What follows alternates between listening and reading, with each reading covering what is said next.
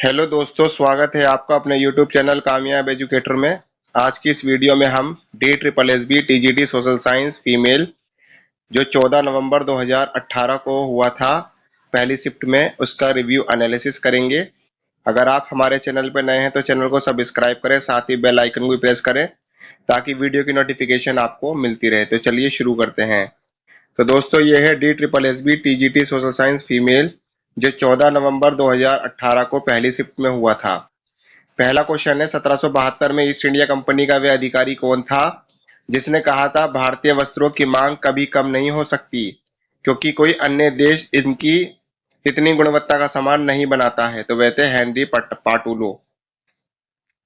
अगले प्रश्न की ओर बढ़ते हैं। निम्नलिखित भारतीय समुद्री तटों में से कौन से तट में मुख्य समुद्री पूर्व औपनिवेशिक बंदरगाहों के माध्यम से खाड़ी देशों और लाल सागर बंदरगाहों के लिए समुद्री व्यापार संचालित होता था? तो वह था गुजरात तट पर सूरत। अगले प्रश्न की ओर बढ़ते हैं। किसने सरकार के उस रूप का प्रस्ताव किया था जो लोगों और उसके प्रतिनिधियों के बीच सामाजिक अनुबंध पर आधारित था? तो वे थे जॉन जाक रूसो।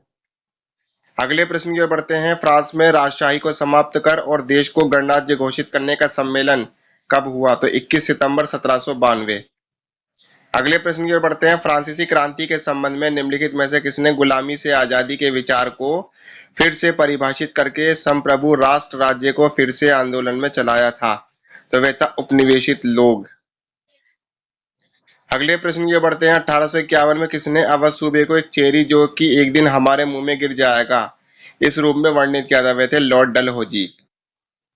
अगले प्रश्न की ओर बढ़ते हैं। निम्नलिखित लोगों में से किसने 84 देश के सरदारों और किसानों को संगठित किया और रात में गांव-गांव घूमते हुए लोगों से अंग्रेजों के खिलाफ विद्रोह करने का आग्रह किया? वह थे शाहमल। अगले प्रश्न की ओर बढ़ते हैं। किस कांग्रेस अधिवेशन में पूर्ण स्वराज या भारत के लिए पूर्ण स्वतंत्रता की मांग को औपचारिक रूप दिया गया था? तो वह था लाहौर अधिवेशन 1929। अगले प्रश्न की ओर बढ़ते हैं। औपनिवेशिक नीतियों के खिलाफ प्रतिक्रिया देने और व्यापारिक गतिविधियों को व्यवस्थित करने के लिए भारतीय व्यापारियों और उद्योगपतियों ने भारतीय औद्योगिक और वाणिज्यिक कांग्रेस का गठन कब किया? तो 1920 में। अगले प्रश्न की ओर बढ़ते हैं। इंडियाना USA में न्यू हार्मनी नामक एक सहकारी समुदाय बनाने की मांग करने वाले अग्रणी अंग्रेज निर्माणकर्ता कौन थे? तो वे थे रॉबर्ट ओवेन। अगले प्रश्न की ओर बढ़ते हैं। 1914 तक रूस में महिला कारखाना श्रम बल का कितना प्रतिशत था? तो वह था 31%। अगले प्रश्न की ओर बढ़ते हैं। 1905 में रूस में किसानों और श्रमिकों के साथ उदारवादियों की क्या मांग थी? संविधान। अगले प्रश्न की ओर बढ़ते हैं। किसने उस क्रांति का नेतृत्व किया जिसने फरवरी 1917 में रूसी राजशाही को उखाड़ फेंका? तो वह था पेट्रोग्रेड। अगले प्रश्न की ओर बढ़ते हैं। मार्क्स का मानना था कि खुद को पूंजीवादी शोषण से मुक्त करने के लिए श्रमिकों को एक डैश सोसाइटी बनाना था जहां सभी संपत्ति को सामाजिक रूप से नियंत्रित किया जाए? तो वह था मूलतः समाजवादी। अगले प्रश्न की ओर बढ़ते हैं। 1920-21 में रूसी क्रांति लेनिन के जीवन और विचारों और बाद में रेड रेवोल्यूशन लाल क्रांति के विषय में निम्नलिखित लेखकों में से किसने हिंदी में लिखा? तो वे थे RS अवस्थी। अगले प्रश्न की ओर बढ़ते हैं। शार्लट बेराड द्वारा लिखी गई पुस्तक के नाम का उल्लेख करें जिन्होंने गुप्त रूप से अपनी डायरी में लोगों के सपनों को दर्ज किया और बाद में इसे एक पुस्तक के रूप में प्रकाशित किया? तो वह था थर्ड राइक ऑफ ड्रीम्स। अगले प्रश्न की ओर बढ़ते हैं। नाजियों का कार्यक्रम जिसमें यहूदियों की संपत्ति को बर्बाद कर दिया गया, लूट लिया गया, यहूदियों के घरों पर हमला किया गया, उनके सभा स्थलों को जला दिया गया और पुरुषों को गिरफ्तार कर लिया गया, इसे किस संदर्भ में संदर्भित किया गया? The night of broken glass in November 1938। अगले प्रश्न की ओर बढ़ते हैं। वे युवा और कमजोर विचार क्या था जो युद्धरत यूरोप की अस्थिरता से बच नहीं सका? तो वह था जनतंत्र। अगले प्रश्न की ओर बढ़ते हैं। किन लोगों को उपहास से नवंबर क्रिमिनल्स या नवंबर अपराधी कहा जाता है? तो समाजवादी, कैथोलिक और डेमोक्रेटिक। अगले प्रश्न की ओर बढ़ते हैं। इटली, जापान और जर्मनी के बीच त्रिपक्षीय समझौते पर किस वर्ष हस्ताक्षर किए गए? 1940। बढ़ते हैं अपने अगले प्रश्न की ओर। रात के शुरुआती हिस्से में गर्मी के दौरान कौन से प्रसिद्ध नक्षत्रों को देखा जा सकता है? तो दोस्तों, ये क्वेश्चन जो है DSSB ने डिलीट कर दिया था। अगले क्वेश्चन की ओर बढ़ते हैं। किसने सुझाव दिया कि महाद्वीपों के बहाव के कारण होने वाले हलचल पॉल फिलिक्स फोर्स और ज्वारीय बल के कारण हुआ था? तो वह था वेजनर का महाद्वीपीय बहाव सिद्धांत। अगले प्रश्न की ओर बढ़ते हैं। पृथ्वी की धुरी जो एक काल्पनिक रेखा है अपने कक्षीय समतल के साथ डैश का कोण बनाती है, तो वह 66 डिग्री। बढ़ते हैं अपने अगले प्रश्न की ओर। गुजरात में द्वारका और असम में डिब्रूगढ़ के बीच स्थानीय समय में कितना अंतर है? तो 1 घंटा 45 मिनट। अगले प्रश्न की ओर चलते हैं। स्थूल रूप से वेस्ट और ईस्ट में चल रहे महासागर रिज और न्यूजीलैंड से थोड़ा दक्षिण में फैली जगह द्वारा चिन्हित भारत और आर्कटिक प्लेट के बीच की सीमा का क्या नाम है? वह अपसारी सीमा। अगले प्रश्न की बढ़ते हैं। पेरू के तट पर पेरू की लहर के अस्थायी प्रतिस्थापन के रूप में गर्म समुद्री धारा के आवधिक विकास का क्या नाम है? वह एल नीनो। अगले प्रश्न की ओर बढ़ते हैं। उस जगह जहां पूर्वोत्तर और दक्षिण पूर्व व्यापारिक पवन का अभिसरण होता है उसे क्या कहा जाता है? तो उसे कहते हैं अंतर उष्णकटिबंधीय अभिसरण क्षेत्र। अगले प्रश्न की ओर बढ़ते हैं। महाद्वीपीय क्या है? समुद्र से दूरी के कारण चरम मौसम की स्थिति का अनुभव। अगले प्रश्न की ओर बढ़ते हैं। भारत किस हवाओं के क्षेत्र में स्थित है? तो उत्तर पूर्वी हवा। अगले प्रश्न की बढ़ते हैं। इजराइल के में मृत सागर के पानी में तैराक कैसे तैर सकते हैं? नमक की बढ़ी हुई मात्रा की उपस्थिति के कारण। अगले प्रश्न की ओर बढ़ते हैं। अंडमान और निकोबार समेत भारत की मुख्य भूमि की तटरेखा की कुल लंबाई कितनी है? तो 7516.6 किलोमीटर। अगले प्रश्न की ओर बढ़ते हैं। सतलुज और काली नदी के बीच स्थित हिमालय के हिस्से को क्या कहा जाता है? कुमाऊं हिमालय। अगले प्रश्न की ओर बढ़ते हैं। आमतौर पर काली मिट्टी में निम्न में से किसकी मात्रा कम होती है? तो वह फास्फोरिक। अगले प्रश्न की ओर बढ़ते हैं। समशीतोष्ण जंगल और घास के मैदान अति ऊंचाई पर किस प्रकार की वनस्पति उगाती है जो आमतौर पर समुद्र तट से 3600 मीटर से अधिक है?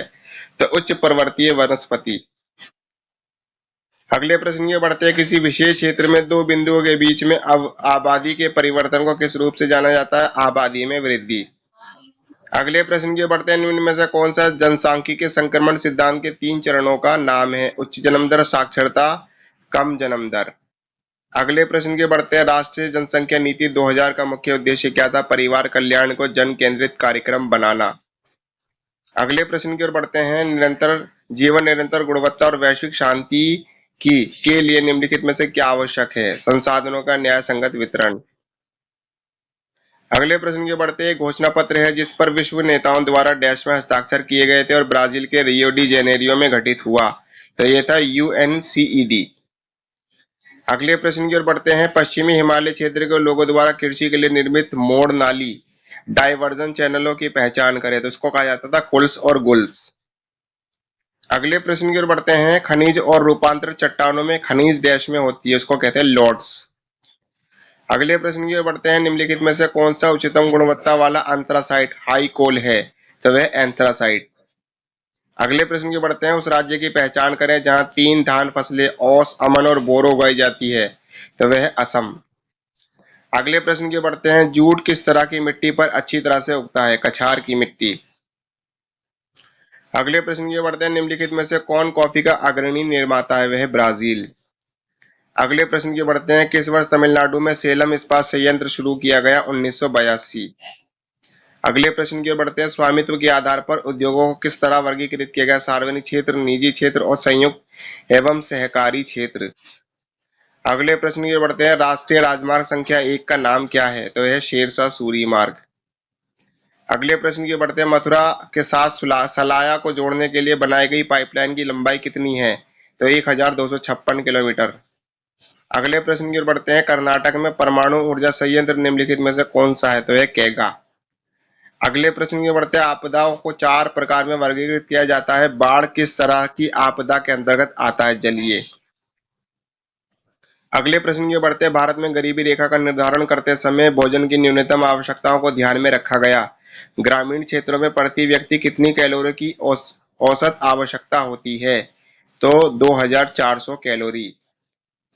अगले प्रश्न की बढ़ते हैं। ऐसे कार्यक्रम का नाम बताएं जो सभी ग्रामीण परिवार जो अकुशल मैन्युअल काम करने के लिए इच्छुक हैं को न्यूनतम 100 दिनों की गारंटी मजदूरी के रोजगार को देने का वादा करती है? तो यह NREGA। अगले प्रश्न की बढ़ते हैं, हरित क्रांति की उपलब्धियों को इंगित करने के लिए तत्कालीन प्रधानमंत्री इंदिरा गांधी द्वारा एक डाक टिकट जारी किया गया था। इस टिकट को क्या कहा गया है? तो जुलाई 1968 में गेहूं क्रांति। अगले प्रश्न की बढ़ते हैं, गेहूं और चावल का स्टॉक सरकार द्वारा बफर स्टॉक रखने के लिए खरीदे जाते हैं। ये किसके माध्यम से किया जाता है? भारतीय खाद्य निगम, जिसको फूड कॉरपोरेशन ऑफ इंडिया कहा जाता है। अगले प्रश्न की ओर बढ़ते हैं, कौन सा बंदरगाह अरब सागर की रानी के रूप में जाना जाता है? वह कोच्चि बंदरगाह। अगले प्रश्न की बढ़ते हैं, विश्व बैंक द्वारा प्रकाशित विश्व विकास रिपोर्ट 2006 में देशों को वर्गीकृत करने के लिए प्रमुख मानदंड क्या हैं? तो प्रति व्यक्ति आय। अगले प्रश्न की बढ़ते हैं, दुनिया का एकमात्र देश जो देश की प्रगति नापने के लिए औपचारिक तौर पर सकल राष्ट्रीय खुशहाली का प्रचार करता है, वह है भूटान। अगले प्रश्न की ओर बढ़ते हैं, 1956 की औद्योगिक नीति संकल्प का उद्देश्य क्या था? क्षेत्रीय समानता। अगले प्रश्न की ओर बढ़ते हैं, उद्योग को अन्य उद्योगों के लिए कच्चे माल का उत्पादन करते हैं, उन्हें किस प्रकार जाना जाता है? मूल उद्योग। बढ़ते हैं अपने अगले प्रश्न की ओर, उन सभी निजी क्षेत्रों की प्रतिष्ठानों और सार्वजनिक क्षेत्रों के प्रतिष्ठान जिसमें 10 या उससे अधिक किराए पर लिए मजदूर काम करते हैं, उन्हें कहा जाता है औपचारिक क्षेत्र प्रतिष्ठान। अगले प्रश्न की बढ़ते हैं, वस्तु विनिमय प्रणाली बार्टर सिस्टम की आवश्यकता विशेषता क्या है? तो आवश्यकताओं का दोहरा संयोग। अगले प्रश्न की बढ़ते हैं, एक संपत्ति जिसका मालिक कर्जदार होता है और उसे ऋण चुकाए जाने तक जमानत के रूप में उपयोग करता है, तो उस संपत्ति को क्या कहा जाता है? संपार्श्विक। अगले प्रश्न की बढ़ते हैं, बांग्लादेश में ग्रामीण बैंक के संस्थापक कौन थे? तो वो थे प्रोफेसर मोहम्मद यूनुस। अगले प्रश्न के बढ़ते हैं, एक विशिष्ट एसएचजी सेल्फ हेल्प ग्रुप में कितने सदस्य होते हैं? तो 15 से 20। अगले प्रश्न की बढ़ते हैं, एक स्थिति जब ऋणदाता को ऋण चुकाना बोझ बन जाता है और मौजूदा भुगतान करने के लिए एक नया ऋण उधार लेने की आवश्यकता होती है, उसे कहते हैं ऋण जाल। अगले प्रश्न के बढ़ते, सत्ता की साझेदारी के रूप में हमें चेक और बैलेंस की व्यवस्था मिलती है, सत्ता साझेदारी के क्षैतिज रूप में। अगले प्रश्न के बढ़ते हैं, 1970-1993 के बीच बेल्जियम नेतृत्व ने अपने संविधान में कितनी बार और किसके संदर्भ में संशोधन किया? तो 4 बार, सभी को एकता होकर रहने हेतु सक्षम करने के लिए। बेल्जियम के राजधानी शहर में अधिकांश आबादी द्वारा बोली जाने वाली भाषा का नाम था फ्रेंच। अगले प्रश्न की ओर बढ़ते हैं, किस वर्ष के चुनाव में जनता दल ने मंडल आयोग की रिपोर्ट को अपने घोषणा पत्र में कार्यान्वित करने का वादा किया? 1989। अगले प्रश्न की ओर बढ़ते हैं, निम्नलिखित देशों में से देश की पहचान करो जिसमें एक साथ आने का संघराज्य कमिंग टुगेदर फेडरेशन है, तो वह यूनाइटेड स्टेट ऑफ अमेरिका। अगले प्रश्न की ओर बढ़ते हैं, संयुक्त प्राधिकरण बनाने के लिए वेस्ट इंडीज के स्वतंत्र द्वीपों द्वारा हस्तांतरित जिकुआराम्स की संधि कब हुई थी? 1973 में। अगले प्रश्न की ओर बढ़ते हैं, 1954-68 के बीच संयुक्त राज्य अमेरिका में जो नागरिक अधिकारों का आंदोलन हुआ था उसका महत्व क्या है? यह नस्लीय भेदभाव कानूनों के खिलाफ आंदोलन था। अगले प्रश्न की बढ़ते हैं, ये सामाजिक मतभेद जो गहरे सामाजिक मतभेद की संभावनाएं पैदा करता है, उन्हें क्या कहा जाता है? तो परस्पर व्यापक मतभेद। अगले प्रश्न की बढ़ते हैं, 1984 में बहुजन समाज पार्टी की स्थापना किसने की थी? काशीराम ने। अगले प्रश्न की बढ़ते हैं, जिसके टिकट पर चुने गए उस पार्टी से अन्य पार्टी में निष्ठा को बदलना, इसे कहा जाता है दल बदल। अगले प्रश्न की बढ़ते हैं, निम्नलिखित देशों में से कौन सा 2 दलीय प्रणाली का उदाहरण है? तो है ब्रिटेन। अगले प्रश्न की बढ़ते हैं, इजराइल के संसद का नाम क्या है? तो उसको कहते हैं नेसेट। अगले प्रश्न की बढ़ते हैं, चुनाव लड़ने वाले सभी उम्मीदवारों को चुनाव आयोग को उनकी संपत्ति के विवरण, उनके खिलाफ लंबित आपराधिक मामलों के बारे में जानकारी प्रदान करनी है। इस तरह की घोषणा को क्या कहा जाता है? शपथ पत्र। अगले प्रश्न के बढ़ते हैं, राजनीतिक दल सीपीआई का मार्गदर्शक सिद्धांत क्या है? मार्क्सवाद लेनिनवाद। बढ़ते हैं अपने अगले प्रश्न की ओर, जनरल परवेज मुशर्रफ ने पाकिस्तान में सैन्य तख्तापलट कब किया था? अक्टूबर 1999। अगले प्रश्न ये बढ़ते हैं, लोकतंत्र में नागरिकों की गरिमा और स्वतंत्रता पर अध्ययन से पता चलता है कि गरिमा और व्यक्तिगत आजादी को बढ़ावा देना।